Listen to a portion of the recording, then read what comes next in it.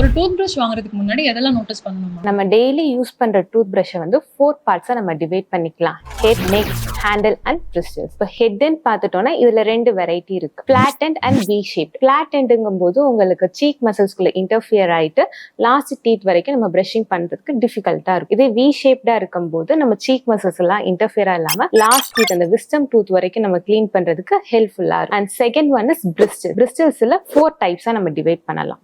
Soft, ultra soft, medium and hard. இல்ல soft and ultra சாஃப்ட்ங்கிறது நம்மளுக்கு அந்த டர்ட் அண்ட் டெப்ரிஸை ரிமூவ் பண்றதுக்கு ஹெல்ப்ஃபுல்லா இருக்கும். கம்ஸ்ல இரிட்டேஷன் வராது. இதே இது ஹார்ட் அண்ட் மீடியம் வெரைட்டி வந்து நிறைய பேருக்கு ப்ளீடிங் கம்ஸ் வர சான்சஸ் இருக்கு, அல்சரேஷன் வர சான்சஸ் இருக்கு. So soft and ultra soft is preferable. And third is neck. நெக்ல வந்துட்டு ஸ்ட்ரைட் அண்ட் கர்வ்டு 2 வெரைட்டிஸ் இருக்குது. இப்போ நம்ம பற்கள் வரிசை எல்லாமே யூ ஷேப்ட் அண்ட் வி ஷேப்ல இருக்கும். அப்படிங்கும்போது கர்வ்டு டைப் நீங்க சூஸ் பண்ணீங்கன்னா லாஸ்ட் டீத் வரைக்கும் நம்ம கிளீன் பண்ணிக்கலாம். தேங்க்யூ.